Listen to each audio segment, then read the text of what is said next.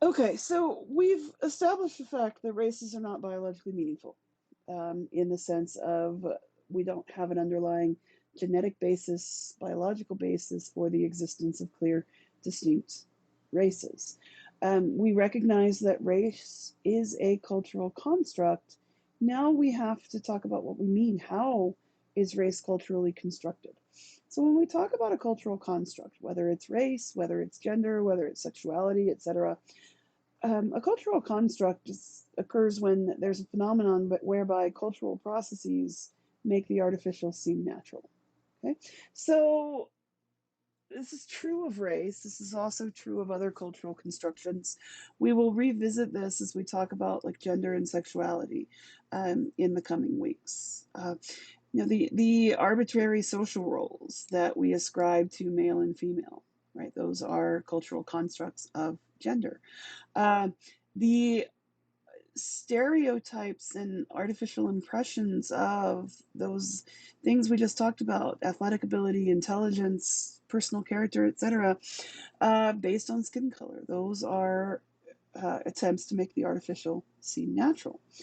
Um, so, as obvious and natural as American ideas about race seem to Americans, they were learned at some point. We call this process or cause racialization. So, we've got to look to our history to understand kind of the how, when, where, why this happened. So, when we address the when and why of race becoming important in the United States, we look to events during this colonial period. In the earliest days of European colonies, Africans weren't viewed as racially inferior. Um, Instead, the group that was labeled as inferior and kind of the need to be civilized were the Native American populations that early colonists came in contact with. And really, at the earliest points of colonialism, those groups weren't even viewed um, with disdain or discrimination, right? They were viewed as helpful, and there were early colonies where Native American populations and European populations intermingled and assimilated with one another. Um, but as we increased the density of colonies that we had in the New World, Native Americans were seen as other Native Americans were seen as kind of the barrier to further colonization. Um, in 1676, there was a class rebellion that was spurred by poor workers and indentured servants. Some of those poor workers and indentured servants were Africans, some of them were not.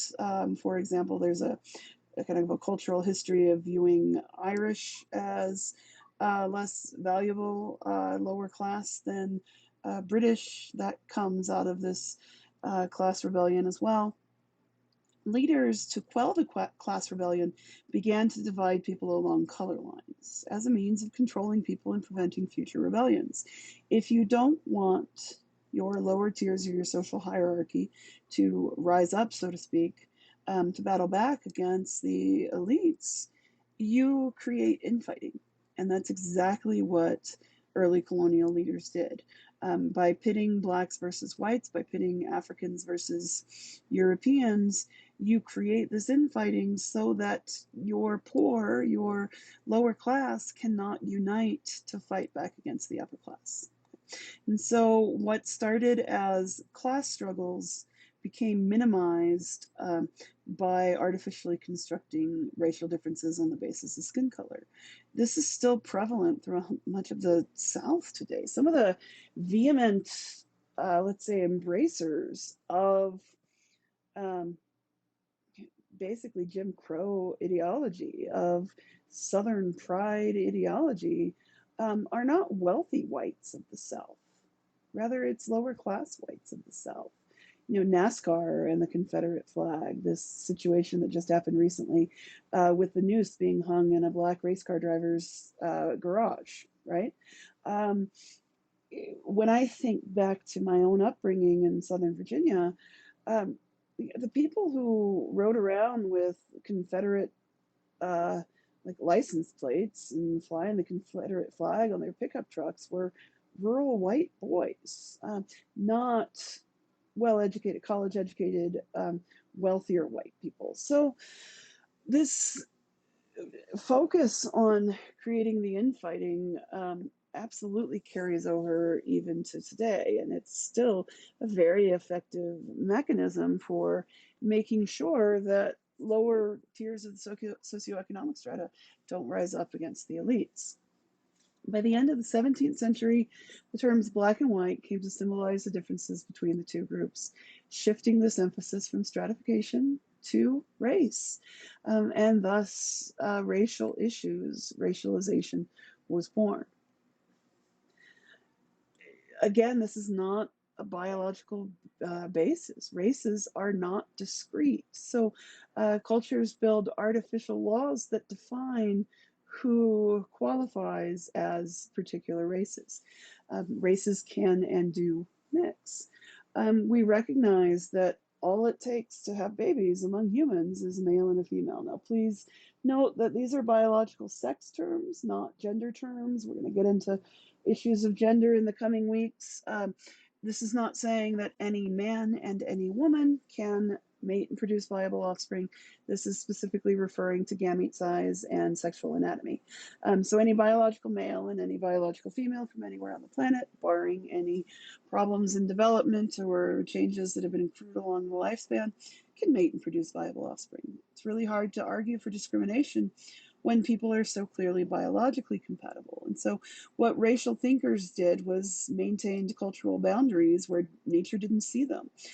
In the US, this was created through the one drop rule. This was a method that labeled anyone with known African ancestry as African and thusly black. So it didn't matter really what the tone of your skin was. What mattered was your official ancestry by genealogical records. And we still follow this one drop rule to today. It's only been really since about 2010 that people have been able to accept more than one racial category on census forms, for example, or on official government documents.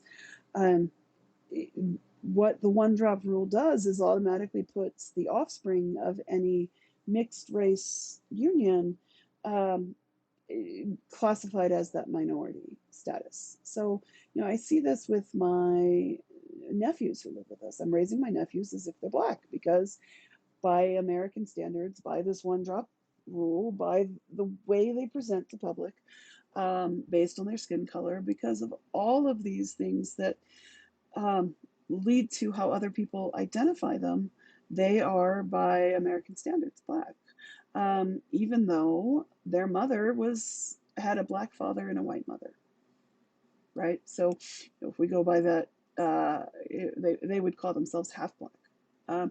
So it's these rules of how you racialize your population are somewhat arbitrary. We have a one drop rule, other populations don't. In Brazil, your racial categories can change on a daily basis, even though Brazilians are 90% genetically homogeneous.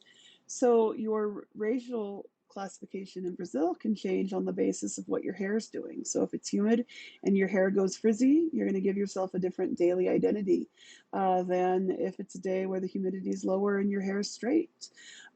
If you spend a lot of time out in the sun and your skin darkens, you might describe yourself using different racial terms than if it's in the middle of winter and you're a little bit paler.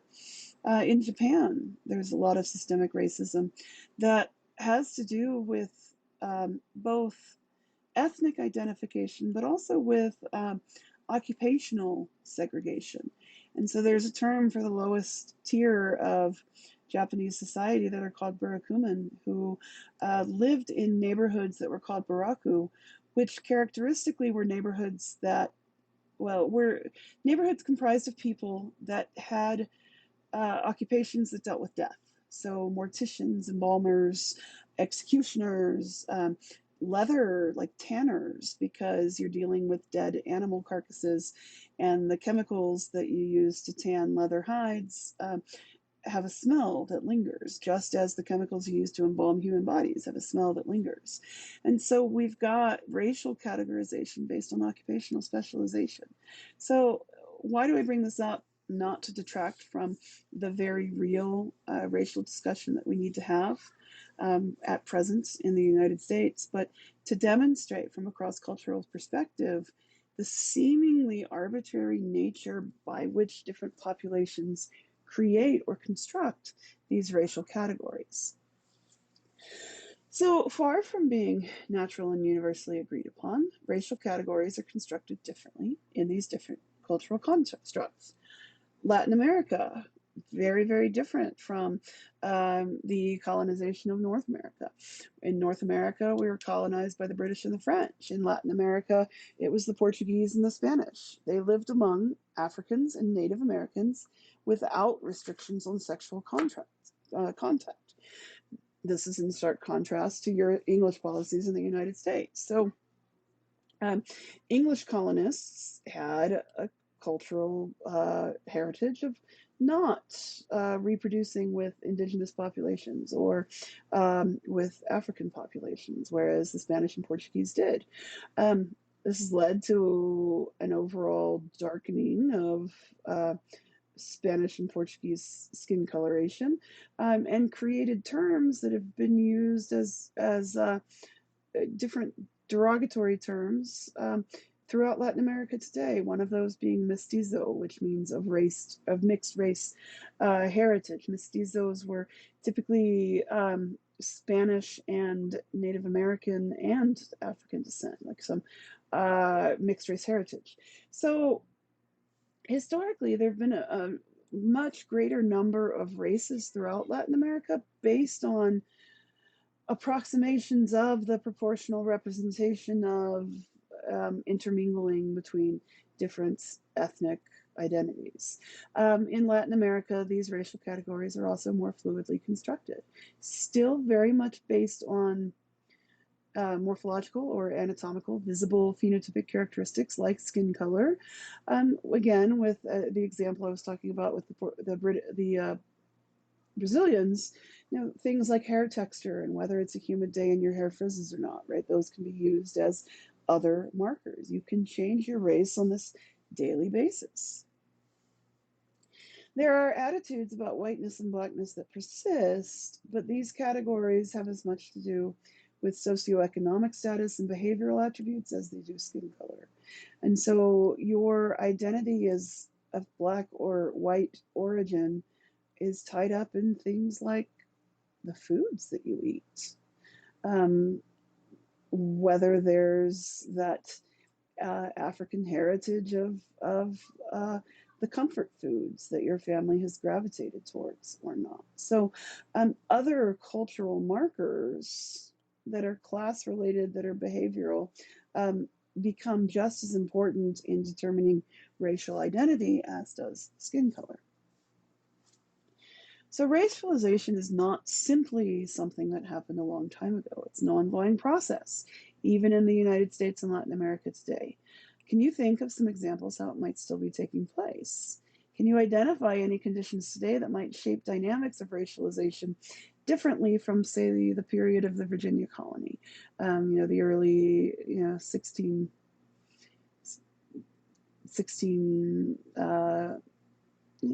hundreds and through the mid 1600s, right?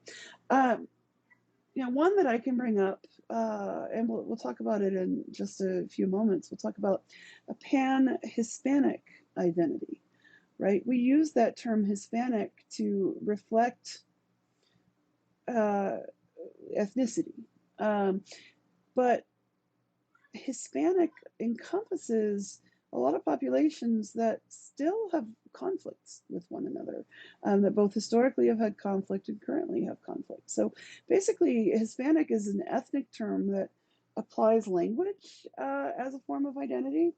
But when you look at areas that have a really high Hispanic really high Hispanic population numbers, and New Mexico is not immune from this, right? You see racial clashes between Hispanics of different origins. So there's a tendency in New Mexico to distinguish yourself as Spanish Hispanic versus Mexican Hispanic or Central American Hispanic, with Spanish Hispanic being seen as higher ranking, higher social capital. And this is really, really true in places in northern New Mexico. There's very much pride in long tenure, long familial tenure, genealogies that go back generations in northern New Mexico, and a very quick kind of tendency to reach for pride in one's historically Spanish heritage, rather than being lumped into the Hispanic category that encompasses any Spanish speakers. In places like Miami, you've got clashes between Puerto Ricans and Cubans, with Puerto Ricans seeing themselves as having higher social capital, as being better than Cubans. Puerto Rico being a U.S. territory, and Cuba kind of escaping this communist regime that had been led by Fidel Castro. Um, Throughout the border states in the United States, you see um, more prejudice against people who've recently crossed the border than you do against people who've been in this country for generations. So there's a term for recent Spanish immigrants, and this is a derogatory term. I This is not a term you should use, but it's called wetbacks. Wetbacks being those that just quote unquote recently crossed the river, and thus their backs are still wet, as a term reflecting recent Mexican heritage or Central American immigration. There's a lot of racial prejudice between different populations within Latin America, within Central America. Guatemalan versus Honduran versus Mexican, for example. And the border wall and these detention camps in our southern border areas are not helping the matter any. So this is not something that simply occurs between whites and blacks. As the United States becomes more what we would call multi-ethnic, we're going to see more conflict between um, people of these pan identities, between groups that have been lumped together. How are other social classifications naturalized? Ethnicity, class, and caste can be naturalized in this much the same way as race to justify these social hierarchies. Race and ethnicity are used almost interchangeably in the United States. They should not be. These terms have distinctly different meanings. Race is what we assume to be biological reality, as expressed by physical appearance. And of course, we've already established that that is not the case.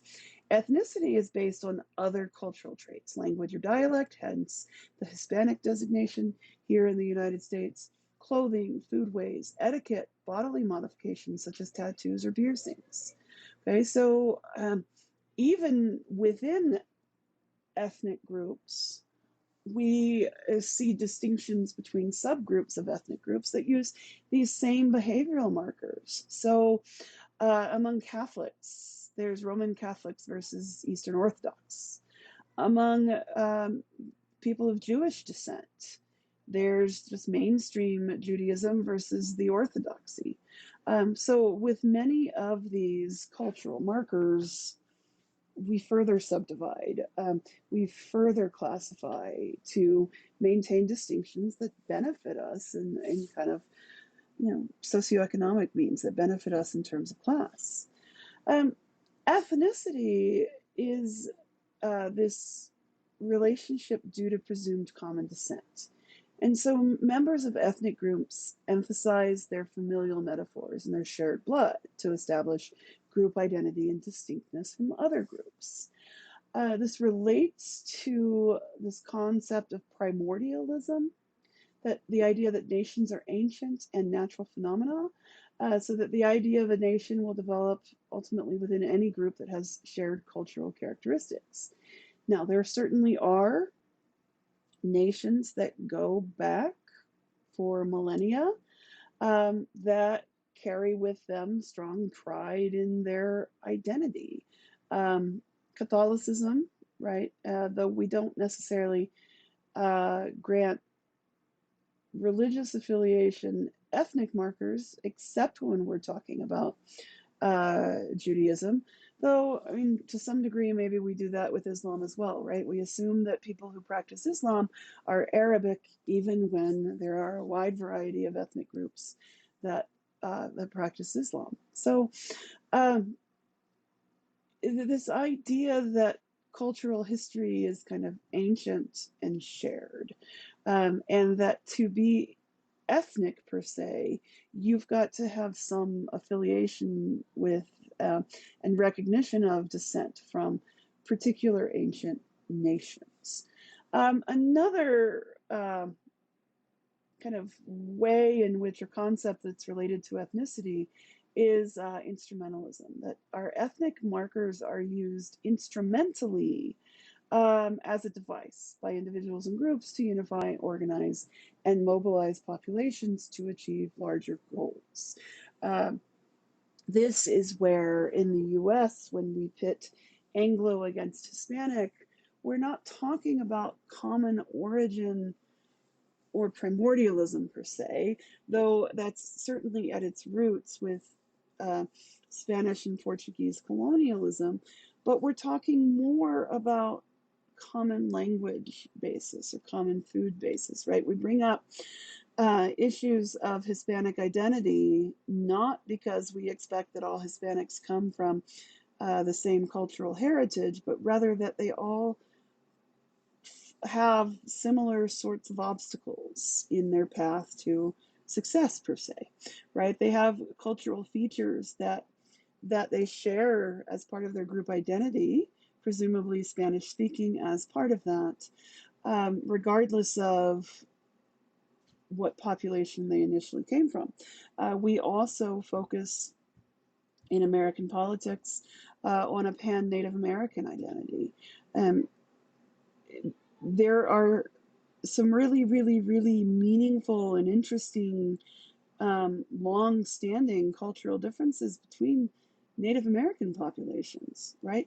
Differences that reflect rich cultural heritages based on different environments that they lived in, right? Puebloans are not like Plains Indians, are not like the Iroquois or the Algonquin. Um, and we kind of gloss over all of that by lumping anyone with indigenous heritage in North America into this term Native American, this pan Native American identity. So, when we talk about ethnicity in the United States, we talk about Hispanics, Latinos, Latinas, Chicanos, Chicanas, etc. They don't fit neatly into pre-existing American racial categories. They eat different foods. Did you guys know that? They eat beans and rice, right? Well, a lot of people eat beans and rice, but this term uses a marker of something like food um, as part of a cultural heritage. So the term Latino or Latina tries to encompass a huge diversity of national origins: Central American, South American, Spanish, Portuguese, tied together by geography and language. It's not tying together homogeneous cultures. I mean, think about what we consider Mexican food in the United States. I know a lot of you haven't left New Mexico, or if you have, you haven't gone much farther than, let's say, Texas, Arizona, or California.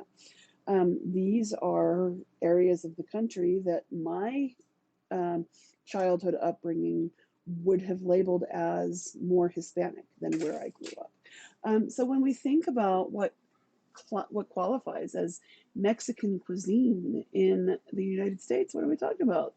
Well, we're talking about tacos. We're talking about burritos, maybe chimichangas, maybe chile rellenos, right? Definitely Spanish style rice. We're using very stereotypical, sometimes even bland interpretations of only a small subset of, let's say, Mexican cuisine, right? There were no restaurants where I grew up, that would have served nopales, for example. Right? Just the idea that you can eat cactus petals. We didn't call corn elotes or even maize. So, you know, we create this very stereotypical identity based on one arbitrary characteristic, in this case, food. If you've spent any time in Mexico, you recognize that there are a variety of local and regional cuisines that are incredibly different. And the Goya products pictured here in your Hispanic foods aisle at Smith's don't adequately represent that vast diversity of cooking styles, of flavors, of traditions that are encompassed by the entirety of the country of Mexico. Then you throw in the term New Mexican, and it all goes to hell, right? Sopapillas and green chili now I mean, green chili is absolutely a vital part of my dietary repertoire. All right, so this pan Latin American identity in the US is only about several decades old. Its emergence was aided by companies like Goya. Goya is a commercial success that downplays national taste and culinary traditions and emphasizes ingredients that are found across a wide spectrum of Latin American cuisines. And so, definitely an economic success, definitely not intimately tied with one particular regional diet or regional cuisine.